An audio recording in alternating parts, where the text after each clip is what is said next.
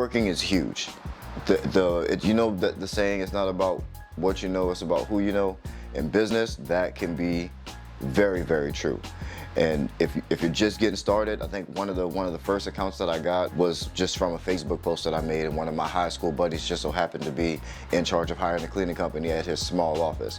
And I think we actually still have it today, but probably one of my smallest accounts. Just getting started, you need all of those. You need everything that you can get. And so use your immediate circle, especially in commercial. People, everyone you know works somewhere. So ask everyone, hey, where you work, who hires the cleaner, those contacts, meet those people, shake hands with them, go to your local Chamber of Commerce events, meet those people. You service businesses, so all these people run businesses, and you service businesses as a commercial cleaner. So it can't get any better when it comes to networking, because everyone else is trying to sell some crazy software or other service for B2B, and you're just trying to clean the building. So it's usually not that intimidating of an ask. It's not that hard to make those relationships, because everyone kind of needs a cleaner.